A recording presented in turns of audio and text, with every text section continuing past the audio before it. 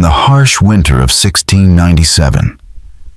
The discovery of 17 mutilated bodies beneath the floorboards of a small wooden house in Salem Village, Massachusetts, sent shockwaves through the Puritan community. Each victim bore the same horrifying marks, surgically precise slashes across the throat wrists, bound with intricately knotted hemp rope, and strange symbols etched into their foreheads, with what appeared to be a razor-sharp medical instrument.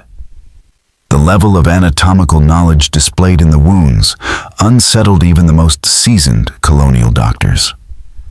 Authorities immediately sealed the scene, confiscated every scrap of evidence, and erased all mention of the incident from official records before nightfall.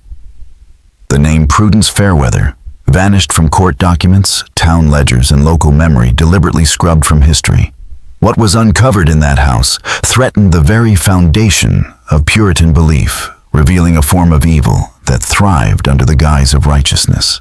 The tale was buried in silence, whispered through generations, until it became little more than a chilling rumor. Before we dive deeper into Prudence Fairweather's story and the 17 lives she took under the guise of divine cleansing, drop a comment with your state and hit subscribe if you're ready for a story that challenges everything you thought you knew about early America. Because to understand how such horror went unnoticed, we need to look closer at the world that allowed it to unfold. Salem Village in 1697 was a pressure cooker of religious paranoia and daily hardship, the perfect hunting ground for someone like Prudence. 8 miles from the busy port of Salem town, the village housed around 600 people who lived in constant fear of divine punishment under the shadow of economic struggle and the trauma of the witch trials that had claimed 25 lives just 5 years earlier. Surrounded by dense, foreboding forests teeming with real dangers, wolves, bears, and hostile native tribes defending their homeland, the villagers clung to their rigid faith like a lifeline. Suspicion of outsiders was high, yet the need for skilled help made them vulnerable to those who appeared useful. The village itself was a grim grid of about 45 wooden buildings arranged around a central green, dominated by the imposing meeting house where Reverend Samuel Parris delivered fiery sermons twice every Sunday. Homes were constructed from rough-hewn logs with steep, pitched roofs to shed heavy snow, and smoke constantly rose from stone chimneys, carrying the scent of cooking fires, burning wood, and whispered prayers for forgiveness. Social hierarchy was strict and unforgiving. At the top were powerful landowners like the Putnams and Coreys, whose farms granted them wealth and influence. Beneath them were essential tradesmen, blacksmiths, carpenters, millers, and weavers. At the bottom were day laborers, widows, unmarried women, and newcomers surviving on scraps and charity. Into this precarious world came Prudence Fairweather in the fall of 1692, just as the witch trial panic began to lose momentum. She arrived as a lone 32-year-old widow, her only possessions, a wagon load of belongings, and a carefully preserved collection of medical instruments. She claimed her husband Jeremiah had died of fever en route from Rhode Island and presented what appeared to be genuine documentation, marriage, and death certificates and letters from respected clergy attesting to her skill and virtue. All were later revealed to be brilliantly forged, but they gave her the credibility she needed. Her appearance reinforced her deception, tall and slender, with a quiet strength. Icy blue eyes that seemed to pierce straight through people, and prematurely gray hair always tucked neatly beneath an immaculate white cap. Her hands, long-fingered and steady, moved with grace and confidence, earning the admiration of many she treated, and the quiet unease of a few who noticed how strangely cold her skin felt. Desperate for medical help, the villagers cautiously embraced her. Formal medical knowledge was rare, and most births or injuries were managed by elderly women with only folk wisdom to rely on. Prudence seemed heaven-sent with skills in treating difficult labor-infected wounds and various illnesses. She rented a sturdy house on the village's edge from Ezekiel Horn, a relative of Judge Hathorne, the infamous magistrate of the witch trials. Her arrival, her presence, and her purpose all seemed to fit neatly into the village's fragile structure, until the truth clawed its way to the surface, one shallow grave at a time. The house stood alone in a quiet grove of ancient elms, whose gnarled branches bare in winter created a natural curtain that shielded it from curious eyes. It was a simple structure, a single large room with a sleeping loft reached by a steep ladder, and Prudence quickly divided the space with hanging blankets to create zones for cooking, sleeping, and what she called her medical work. She furnished it with practical pieces bought from locals and passing traders. But her most notable possessions were her surgical tools, an extensive array of blades, saws, forceps, and instruments kept in a velvet-lined wooden case. She maintained them with meticulous care, spending hours each week cleaning and sharpening them to pristine condition. In her early months in Salem Village, Prudence focused on building her identity as a devout and learned Puritan. She never missed a Sunday service, arriving early and lingering afterward to debate scripture with Reverend Parris and other religious leaders. Her mastery of the Bible was undeniable. She could quote chapters from memory and had an intimate grasp of Puritan theology that rivaled that of the ministers themselves. More than that, she understood the emotional wounds left by the witch trials. Her public reflections on forgiveness, spiritual healing, and the dangers of judgment spoke to a community still scarred by fear and loss. Her words gave comfort and guidance, and soon she was seen not just as a healer, but as a moral pillar in a village still trying to find its footing. The first disappearance came on February 14th, 1693, during a brutal winter storm. Margaret Kennan, a 45-year-old widow known for her unwavering devotion and strict routine, failed to return from evening prayers at the meeting house.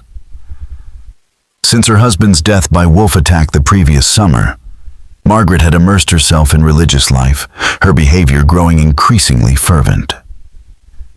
She lived alone, followed the same daily rhythm, and never deviated from her path between home and church. So when she missed morning prayers the next day, her neighbor Elizabeth Proctor investigated and found the house empty. The fire had long gone cold, her meal uneaten, and her bed untouched. A search began, immediately led by the village's best woodsmen. They followed her usual route, but the deep snow made tracking difficult. They discovered footprints that stopped abruptly near a grove of pine trees midway between her home and the meeting house. Beneath one of the trees, they found Margaret's prayer book lying open in the snow, curiously undamaged despite the storm. It was open to Psalm 23, "The Lord is my shepherd." The careful placement of the book, its lack of weathering, and the absence of any other clues puzzled everyone. Prudence Fairweather was among the most tireless and emotional in the search. She walked the frozen woods calling Margaret's name, organized prayer vigils, and even served soup to those combing the area. Her voice trembled with sorrow as she comforted others, insisting that Margaret's fate, whatever it was part of God's divine plan. Her calm and theological framing of the disappearance helped soothe the community desperate for meaning, allowing them to focus on faith rather than fear. 3 weeks later, on March 8, 1693, 22-year-old Thomas Bridgman disappeared just as mysteriously. A skilled carpenter working to repair storm damage in Topsfield, he had made a habit of returning to Salem Village before dark to avoid the dangers of the forest. On the day he vanished, Thomas left early in the afternoon, with ample time to reach home before sunset. When he failed to arrive, his mother Sarah alerted the authorities. The search team traced his route and found his tools scattered along the forest path about a mile from the village. There was no sign of violence or struggle, but as carpenter's bag had been opened, its contents spread wide as if someone had searched through them. Once again, the disappearance defied logic. No footprints, no blood, no cries for help. just another soul lost between the trees. Most of Thomas's tools were found scattered near the forest path, but several smaller, more valuable items, especially a prized set of precision chisels passed down from his father, were missing. Stranger still, searchers discovered his coat hanging neatly from a branch about 20 feet off the path. It showed no sign of damage or distress, as if it had been gently placed rather than forcibly removed. Inside one of the pockets, they found a hastily scribbled note in Thomas's handwriting. "Going to help someone in need, don't worry."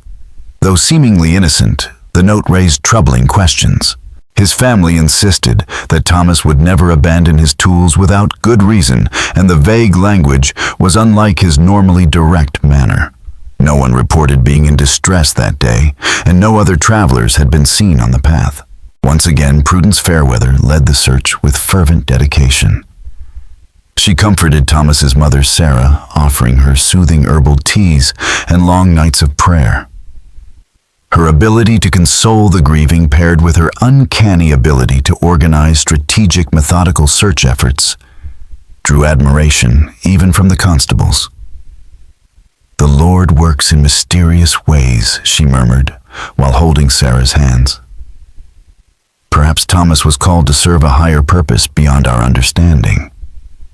Her spiritual framing of the tragedy offered the village a sense of peace amid mounting fear and uncertainty, and solidified her role as an unofficial counselor, someone villagers trusted for both theological insight and emotional strength. By the summer of 1693, 5 more villagers had disappeared, each under eerily similar circumstances. Rebecca Noyes, a young mother of 3, vanished en route to her sister's settlement. Her body was never recovered, but her treasured silver locket, a family heirloom she never removed, was found hanging from a tree miles off her expected path. Soon after, Samuel Noyes, her elderly father-in-law and respected church elder, disappeared while checking his livestock. The barn was open, some animals gone, but there was no sign of a struggle. His carved walking stick was discovered in the woods, etched with strange, unrecognizable symbols. Then it was Jonathan Prescott, the village blacksmith. He left for Salem town to purchase supplies, but never returned. Days later, his horse arrived alone, carrying a note supposedly written by him, stating he had gone to Boston in search of new opportunities. Though the handwriting looked authentic, the tone and phrasing were completely out of character for the practical, grounded blacksmith. Mary Corey, known for her exquisite embroidery, vanished while picking berries near her family's land. Her empty basket was found resting on a log, and pieces of her embroidery hung from nearby branches in a disturbing display, arranged with unnatural precision. Finally, 16-year-old Elizabeth Ward disappeared while delivering flour to a neighboring village. Her cart was discovered at a crossroads, the flour bags neatly stacked, and a pinned note claimed she had joined a religious sect in Connecticut, an assertion her family vehemently denied. Each case followed the same unnerving pattern. Individuals vanished while alone, often during routine tasks, leaving behind deliberately arranged belongings and ambiguous notes suggesting a divine calling or spiritual awakening. Yet the language in these messages was oddly formal and theological, completely unlike the missing individuals' typical voices. Explanations blaming animals or native attacks quickly lost credibility. Wild beasts did not hang coats or jewelry on trees or write persuasive religious farewells. As disappearances mounted, fear spread through Salem village like wildfire. Reverend Samuel Parris, already infamous for his role in the witch trials, returned to his old firebrand style. His sermons grew dark, filled with warnings of Satan cloaking himself in piety. Evil does not always declare itself with thunder and fire, he warned from the pulpit, eyes sweeping the congregation. Sometimes it dresses in righteousness, speaks the language of faith, and walks among us unseen. These pronouncements stoked suspicion and dread, especially among those still haunted by memories of past hysteria. Amid the rising panic, Prudence Fairweather only grew in stature. She always seemed to appear where she was most needed, offering not just prayers, but practical aid. Her treatments eased the physical effects of stress and fear, while her words soothed those teetering on spiritual despair. She began hosting prayer circles in her secluded home for the families of the missing. These meetings, small candlelit gatherings in the privacy of her home, became essential for grieving villagers seeking solace. She spoke of divine tests, of holy mysteries, and of finding peace in surrendering to God's will. But it was during one of these sessions in late August that Martha Corey, the sister of missing seamstress Mary Corey, began to notice something peculiar. Something that would eventually unravel the carefully woven mask Prudence Fairweather had worn since the day she arrived. As the prayer group gathered in Prudence Fairweather's modest home, kneeling around the main room in solemn silence, Martha Corey's eyes drifted to something unusual. Near the back wall, dark stains blemished the wooden floorboards, fresh-looking, oddly vibrant, despite the dry summer air. The marks were clustered in a way that suggested liquid had been spilled there repeatedly. After the meeting ended, Martha quietly mentioned the stains to Prudence, who responded with calm precision, though her pale blue eyes seemed to flash with something colder than concern. She explained that the marks came from her medical work, treating wounds, assisting births, and preparing herbal remedies, some of which required animal parts. "The work of healing is not always clean, Sister Martha," she said gently, though her expression hinted at something more calculated. "The Lord's mercy sometimes requires us to witness suffering and death before we can deliver salvation." The explanation sounded reasonable on the surface, but Martha couldn't shake a growing unease. She began to see cracks in Prudence's carefully crafted persona. The woman who claimed to spend nights tending to the sick and injured never seemed tired.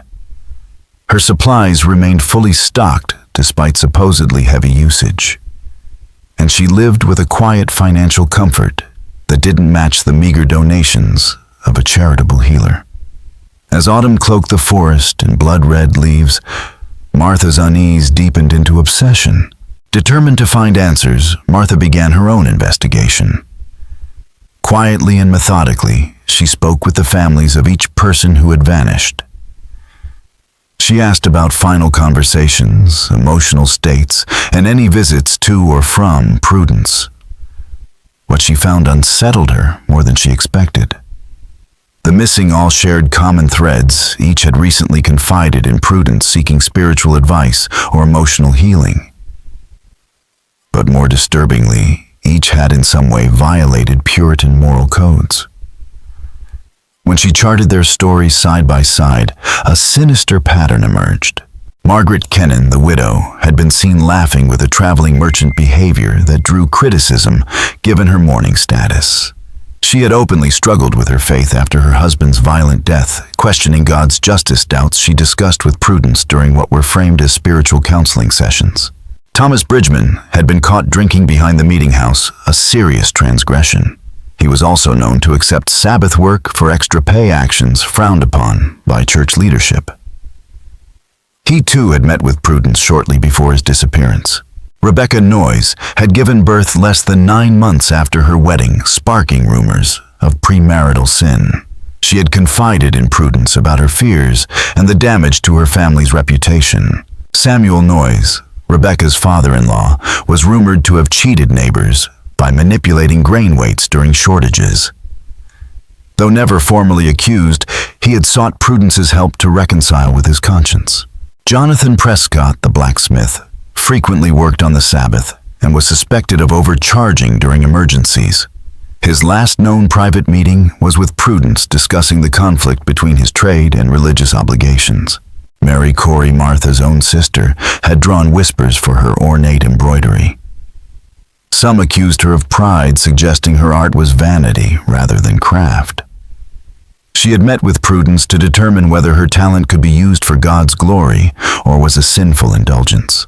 Elizabeth Ward, just 16, had been seen walking alone with a young man, an act considered scandalous by village standards. Her parents, alarmed by her behavior, had asked Prudence to counsel her on proper Christian conduct. In every case, the victims had either broken Puritan social norms or were accused of spiritual impurity. All had turned to Prudence for moral guidance. And then all had vanished. Martha took her findings to her husband, Giles Corey.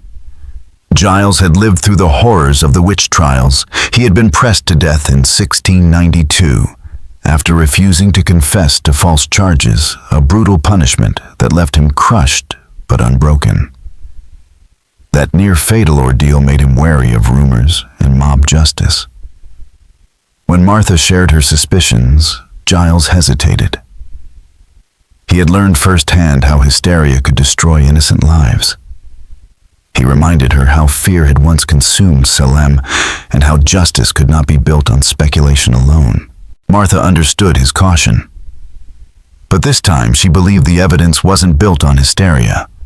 It was methodical, predictable, and deliberate. Something deeper than superstition was at work. Something cloaked in scripture and sanctity hiding behind a healer's smile. Prudence Fairweather, the community's beacon of compassion and faith, might well be the architect of a campaign of righteous murder. And the floorboards of her house, Martha feared, were hiding far more than old bloodstains. As Martha Corey continued her quiet, meticulous investigation, connecting each disappearance to Prudence Fairweather, with growing precision, even Giles, the man most resistant to suspicion, was forced to confront the mounting weight of evidence. The disappearances were not random, nor the work of wild beasts or spirits. The careful arrangement of belongings, the forged farewell notes, and the precise selection of victims all pointed toward one chilling conclusion. This was the work of a single calculating human being. Together, Martha and Giles expanded their efforts, discreetly seeking out others who might have noticed the same troubling inconsistencies. Their most important early ally was Sarah Bridgman, mother of the missing carpenter Thomas. Once overwhelmed with gratitude for Prudence's compassion, Sarah had gradually grown uneasy about their interactions. The healer's behavior, when revisited with fresh eyes, raised more questions than it answered. Despite claiming years of medical experience, Prudence had made several strange comments during their conversations that betrayed an oddly academic understanding of anatomy knowledge that seemed memorized from texts rather than learned through hands-on experience. More unsettling was her intimate familiarity with the smallest details of Thomas's final day. She had known things only his family should have known, that he'd finished work early, that he'd been in good spirits that morning, and that he'd spoken of buying new tools in Salem town. Sarah had never shared this with anyone. When asked, Prudence had claimed it came to her through prayer. Encouraged by Sarah's testimony, the group began uncovering financial irregularities that deepened their suspicions. Each missing person had carried or owned modest valuables at the time of their disappearance, money, tools, jewelry, all of which had vanished with them. Thomas had just been paid for his work. Rebecca Noyes wore a silver heirloom necklace. Jonathan Prescott was known to hide substantial savings in his forge. None of it was recovered. Meanwhile, Prudence's lifestyle had undergone a subtle transformation. Her once simple home now featured new furnishings, her collection of medical instruments had grown, and she had made several conspicuously generous donations to the church, earning admiration for her supposed selflessness. She claimed these gifts came from grateful patience, yet the scale of her resources didn't align with that explanation. It suggested an income source far more substantial than charity. Digging deeper, Martha and Giles began scrutinizing Prudence's backstory. Her claims of being a widow from Providence Plantation with a husband named Jeremiah and letters of recommendation from prominent ministers quickly unraveled under closer inspection. Inquiries sent to Providence returned with nothing. No records of a Jeremiah Fairweather, no sign of a widow named Prudence, and no church elders who recognized her name or handwriting. The documents she had presented on arrival, marriage certificates, death records, letters of character, were now almost certainly sophisticated forgeries. The persona she had so carefully constructed, the devout healer devoted to faith and service, was beginning to collapse. Behind the spotless white cap and soft-spoken piety was a woman who had manipulated a traumatized community, identified the vulnerable, and eliminated them one by one under the guise of spiritual purification. She had used theology not to heal, but to hunt. Prudence Fairweather's collection of surgical tools was unlike anything typically seen in a frontier village. Though she presented herself as a humble healer, her instruments told a different story. They included high-quality specialized tools, scalpels, bone saws, forceps, and clamps that would ordinarily belong to formally trained physicians in urban centers like Boston or Philadelphia. The cost alone would have been prohibitive for anyone living by donations and community goodwill. This raised troubling questions. How had she acquired such expensive advanced equipment? And more importantly, did she truly possess the expertise to use them? During the brutal winter of 1693 to 1694, the eerie string of disappearances came to a halt. The harsh New England weather locked the village in snow and ice for nearly 4 months, isolating Salem Village from the surrounding region and preventing even the most methodical predator from continuing their work. The pause in disappearances offered hope to some that the mysterious evil that had haunted them was finally gone. Yet it was during this forced lull that Prudence strengthened her hold on the village. She stepped into a position of authority and compassion with uncanny precision, organizing food distributions for families trapped by snow. She ensured that supplies were stretched and shared wisely. She led long prayer vigils during the endless nights, her words bringing comfort and unity in a time when death from exposure, starvation, or despair often claimed lives as surely as disease. Her medical practice also gained newfound respect during this period.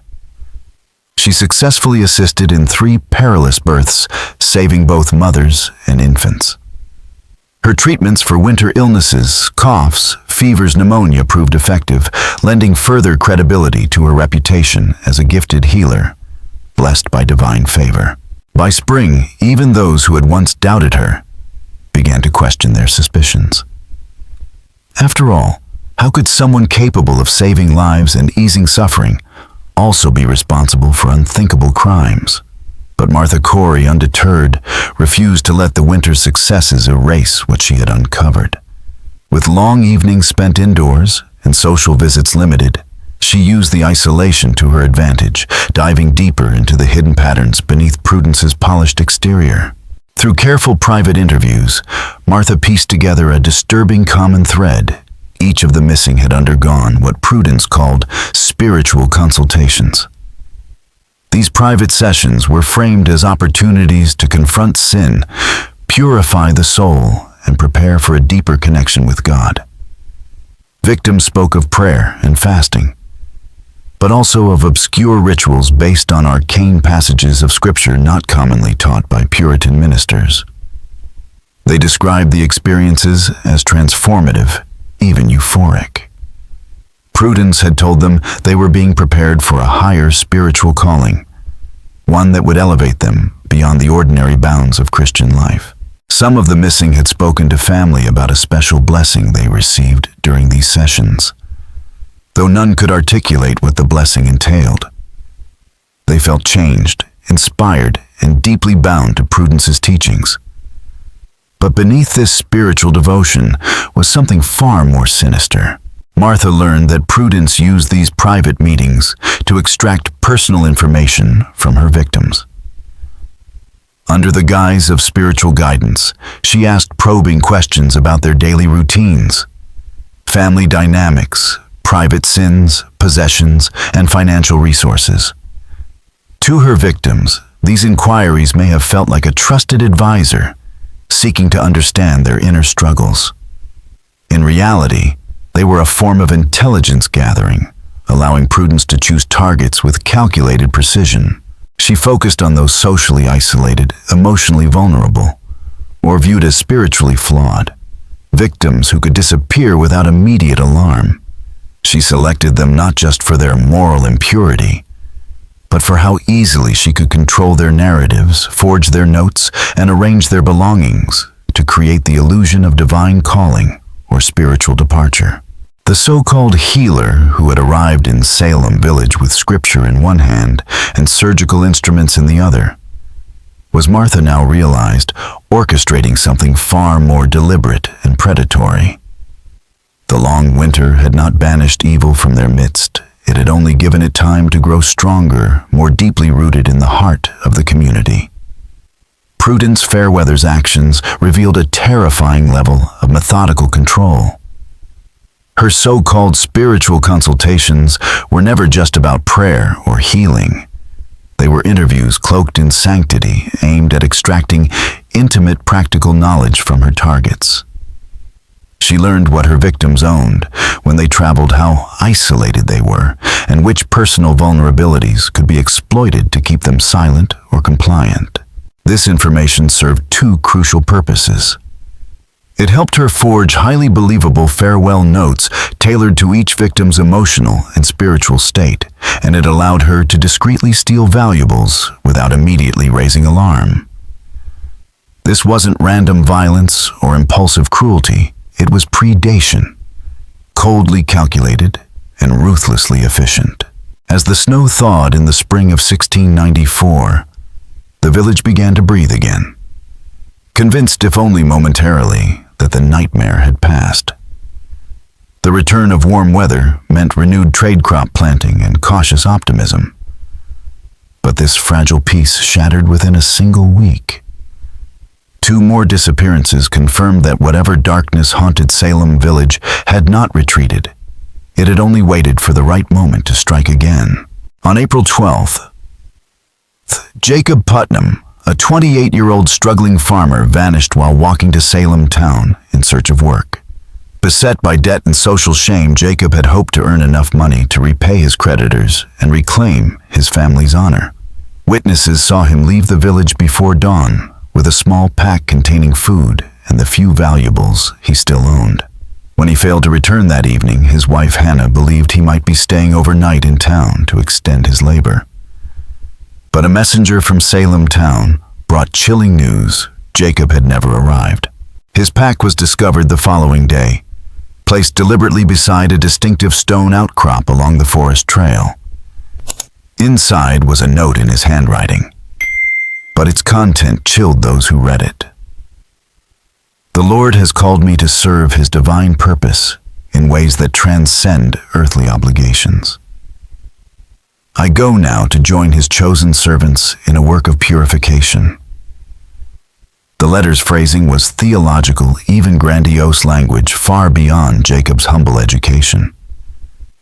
His wife Hannah was adamant Jacob never spoke like that, never dreamed of abstract salvation. His focus had been survival, not sacred duty. The note was a fabrication expertly mimicking his hand, but not his soul. Just 5 days later, the pattern repeated with chilling escalation.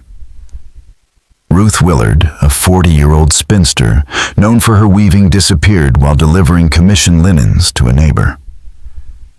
Her independence and quiet intellect had long made her an object of suspicion. Recently, she'd been publicly chastised after Reverend Parris discovered her reading secular poetry books inherited from an aunt, but forbidden in the Puritan worldview. She was made to confess to atone and ultimately sought Prudence Fairweather's guidance to reconcile her spiritual doubts. Ruth was last seen walking with the finished linens in hand, expecting payment critical to her survival. Her body was never found, but her linens were. They had been folded with care and placed beside the path, an arrangement that echoed previous disappearances. Even more disturbing was the note found nearby, once again attributed to Ruth. It echoed Jacob's letter in tone and content, describing a calling to purification and a spiritual transformation beyond normal understanding. Ruth's family and friends insisted the words were foreign to her too, lofty, too dispassionate, too theological. She had never believed in divine missions or elite spiritual roles. She believed in quiet, honest work. Both Jacob and Ruth had spent time in Prudence's house in the weeks leading up to their disappearances. Both had confided in others about their spiritual consultations, describing unusual blessings and cryptic messages from Prudence about a special form of salvation. With these two latest vanishings, the pattern was undeniable. The predator was no longer content to strike at the margins of society. She was growing bolder, selecting victims whose loss could not be explained away as coincidence or personal failure. Now, even the most skeptical members of the community were forced to reconsider their assumptions. Talk of divine judgment faded as it became clear that a very human hand was at work. But confronting Prudence directly remained unthinkable. She had saved lives during the winter, provided medicine and comfort, and held the village together in their darkest hours. To accuse her was to risk alienating the one person many still viewed as their guardian angel. And so the investigation was forced further underground. Martha Corey, Giles Corey, and Sarah Bridgman formed a secret alliance. They met in cellars, in barns, or during late-night walks along the village edge. Together they pieced together what they had each observed. Prudence had consistently extracted detailed private information under the guise of spiritual care. She knew what people owned, who would miss them where they traveled, and what sins weighed most heavily on their conscience. And each of those details had become part of a calculated script, the staging of evidence, the wording of false farewells, the careful timing of her disappearances. They weren't simply facing a healer who had gone astray. They were hunting a woman who had weaponized piety, using faith as both mask and blade. During the summer of 1694, the secret investigators finally gained a first-hand window into Prudence Fairweather's world through a teenage boy. Timothy Corey, Martha's sharp-witted nephew, volunteered to assist Prudence under the guise of religious devotion and a desire to learn the healing arts. His reports painted a deeply unsettling picture. He described an acrid metallic odor that lingered near curtained areas of her home, a smell that defied the usual explanations of herbal work or illness. He heard muffled sounds from beneath the floorboards, moaning, scraping the thump of shifting weight. One day, while delivering fresh linens, he caught a glimpse of a heavy locked chest partially concealed in the shadows. Inside, he thought he saw personal belongings, clothing, jewelry, tools, items unmistakably similar to those once owned by the missing villagers. When Timothy, still naive enough to think honesty would be welcomed, mentioned these things to Prudence, her response revealed the truth beneath the mask. Her usual serene voice vanished.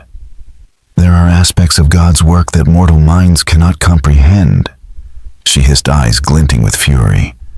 "Those who question divine methods risk eternal damnation." The threat was so direct, so venomous, that Timothy fled in terror. Now armed with a witness and evidence, the secret alliance, Martha Giles, Sarah Bridgman, and Deacon Edward Putnam, faced an impossible dilemma. Prudence's influence was too strong, her reputation too untouchable. In a community still traumatized by the witch trials, where accusations based on intuition had led to execution, no one dared point a finger without undeniable proof.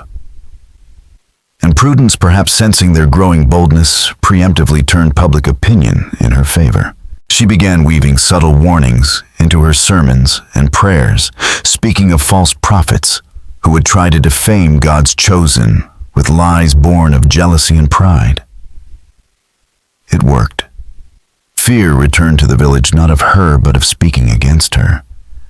Then came the final proof that she would not hesitate to strike against those who opposed her. 3 more villagers disappeared. Benjamin Nurse, who had questioned her rising power. Abigail Foster, a reserved woman who had declined Prudence's offer of spiritual consultation. And worst of all, Deacon Edward Putnam himself, one of their own investigators, and the most respected voice among them. He vanished from his home one night without a sound. In his place was the now familiar note, a statement claiming he had been called to serve in purification. No one believed he had written it. Everyone feared what it meant. With Edward gone, Prudence's boldness escalated. She began conducting full-night group purification rituals, drawing small clusters of villagers into her home for intense spiritual sessions. Participants emerged glassy-eyed, emotionally drained, and speaking of divine revelation. But Martha noticed a grim pattern. Some of them vanished within weeks, following the same ritualized trajectory of previous victims. The final break in the case came in December of 1696. It was a night cold enough to freeze the village wells. Giles, plagued by insomnia and a mind crowded with fear, had taken to wandering the village under cover of darkness. That night, a flickering light from Prudence's shuttered windows caught his eye. Drawn by instinct, he approached, staying hidden in the shadows. Through a crack in the wooden shutters, he saw something that destroyed all lingering doubt. Inside, Prudence stood alone in a circle of lit candles. On the table before her was a human body, pale, lifeless, stripped of dignity. With precision and calm, she carved pieces of flesh, working with the cold efficiency of a butcher. Her face was serene, her hands steady, her lips humming quiet hymns. Her ice-blue eyes, glassy in the candlelight, reflected no trace of remorse. She wrapped each piece in white cloth, added them to the locked chest alongside jewelry and clothes. It was clear this was not a first-time ritual. It was practiced deliberate and deeply familiar. Giles returned in silence, heart-pounding, soul splintered by what he'd seen. When he told Martha and Sarah, the truth became undeniable. The woman they had trusted, who had delivered babies and led prayers, was, in fact, the orchestrator of a long calculated campaign of murder. She had fed off the village's trust, its grief and its guilt, turning religion into a weapon and salvation into a lure. Yet exposing her remained perilous. They now held proof, but lacked protection. And just as they began to debate their next step, the danger came to their doorstep. Prudence began showing a new, unsettling interest in Martha. She approached her at church, offered private consultations, and sent gifts of herbs and scriptures with cryptic notes. Her tone was warm, but her eyes revealed something else. Something cold, possessive, and calculating. The predator was circling, and Martha Corey knew she was next. "Sister Martha," Prudence said, her pale eyes unwavering, "I perceive a spiritual unrest threatening your soul. The Lord has placed it upon my heart to offer special prayers for your cleansing." But when Martha refused, Prudence's insistence grew sharper. She began appearing at the Corey farm at odd hours each time, with a believable reason, yet always probing testing boundaries, searching for openings. Then came the final blow. Sarah Bridgman vanished.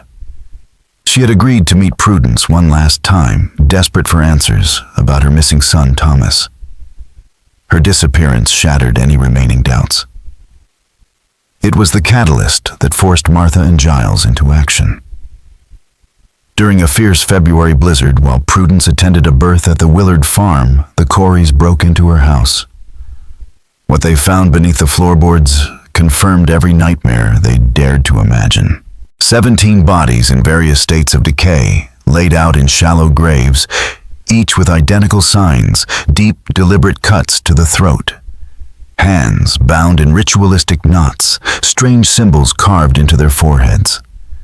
Some corpses bore signs of prolonged suffering, indicating they had been kept alive, tortured slowly, sacrificed deliberately. In a locked chest, they found trophies, hair blood-soaked garments, and coldly written notes describing each victim's final moments. One entry, chilling in its detail, chronicled Sarah Bridgman's death.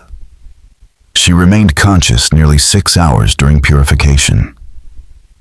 Her final words were about her son, never knowing he'd already achieved salvation through my ministry. Armed with undeniable evidence, Martha and Giles alerted authorities in Salem town. On February 18, 1697, Prudence was arrested in the middle of leading a prayer circle. She showed no remorse, no surprise, only grim satisfaction. "Every soul I claimed was riddled with sin," she said calmly during interrogation. "I offered them purification through suffering, just as Christ was redeemed through pain. Their deaths were merciful." Her trial became infamous, not a product of superstition, but a case built entirely on physical evidence. The testimonies were horrifying, the artifacts irrefutable. On March 15, 1697, Prudence Fairweather was hanged. She never repented. Her final words echoed in the stunned silence of the crowd. "The work of purification will continue. Others understand what must be done." Her house was burned that same evening, but the psychological scars remained. The community was forced to confront how faith had been used against them, how righteousness had become a disguise for evil. The colonial government, fearful of panic and imitation, sealed the records. For over 300 years, the name Prudence Fairweather vanished from official history, buried beneath layers of silence and denial. But her story reminds us that evil rarely arrives in the form we expect. Sometimes it wears the face of virtue, offering salvation with one hand while delivering death with the other. What do you think really drove Prudence Fairweather? Do you believe her true motives were ever fully uncovered? Leave your thoughts in the comments. If this story sent a chill down your spine, hit the like button, share it with someone who loves dark mysteries, and subscribe so you don't miss the next tale of horror and hidden truth. Until next time. Thank you all very much for watching my video until the end. I sincerely appreciate it, and I look forward to seeing you in the next video.